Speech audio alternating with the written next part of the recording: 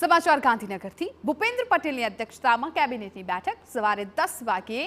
કેબિનેટની બેઠક વિધાનસભા બજેટ સત્રને લઈને કેબિનેટમાં ચર્ચા ચૂંટણી પહેલા રજૂ થનારા બજેટ તથા બિલ બાબતે આ બેઠકમાં સમીક્ષા થશે બજેટના ખર્ચ અને યોજનાઓની ગ્રાન્ટના વપરાશ બાબતે પણ સમીક્ષા થશે નીતિગત વિષયો અને આગામી આયોજનો પર સમીક્ષા થવાની છે દર બુધવારે કેબિનેટની બેઠક મળતી હોય છે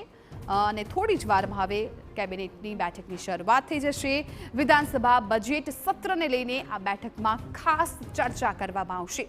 ચૂંટણી પહેલા રજૂ થનારા બજેટ તથા બિલ બાબતે સમીક્ષા કરવામાં આવશે બજેટના ખર્ચ અને યોજનાઓની ગ્રાન્ટના વપરાશ બાબતે સમીક્ષા કરાશે નીતિગત વિષયો અને આગામી આયોજન પર પણ આ બેઠકમાં સમીક્ષા કરવામાં આવશે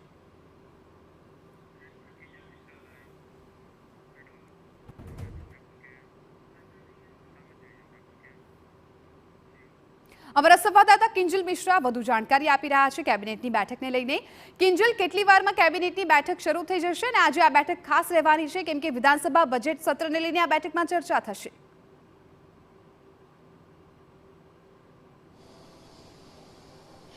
जी बिल्कुल 10:30 ની આસપાસ બેઠક છે તે શરૂ થઈ જશે ખાસ કરીને જેમ આપણે કીધું કે વિધાનસભા સત્ર શરૂ થવા જઈ રહ્યો છે ત્યારે આજની બેઠક એ મહત્વપૂર્ણ એટલે પણ છે કેમ કે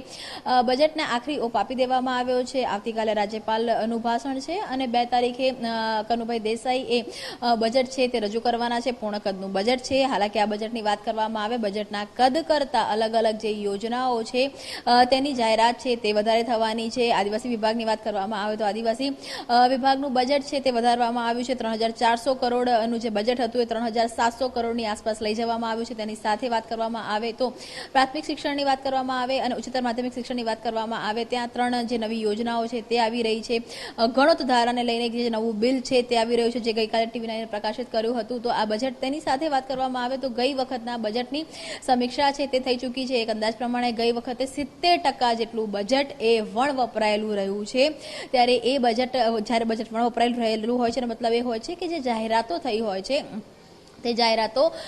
યોગ્ય રીતે 100% પૂર્ણ થઈ નથી હોતી એ બજેટ છે તે પાછું મોકલી દેવામાં આવતું હોય છે ત્યારે આ વખતે જ્યારે ચૂંટણી છે સ્વાભાવિક રીતે બજેટની જાહેરાત થાય ત્યારબાદ લગભગ એવું માનવામાં આવી રહ્યું છે કે માર્ચમાં ઇલેક્શન કમિશન દ્વારા ચૂંટણીની પણ જાહેરાત થઈ જશે એટલે કેટલાક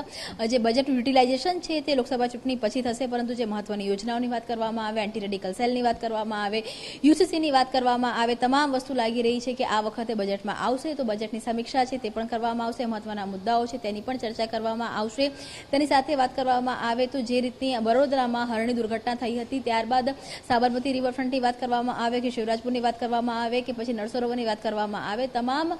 જે વોટર સાઇટ્સ છે ત્યાં જે હોડીઓ છે તેને અત્યારે રોક લગાવી દેવામાં આવી છે પરંતુ સૌથી મહત્વપૂર્ણ મુદ્દો એ છે કે મહદઅંશે આ જે પણ જે બોટ્સ હતી લાયસન્સ વગર અથવા તો લીઝ ઉપર ચાલી રહી હતી તો તેની જે તપાસ છે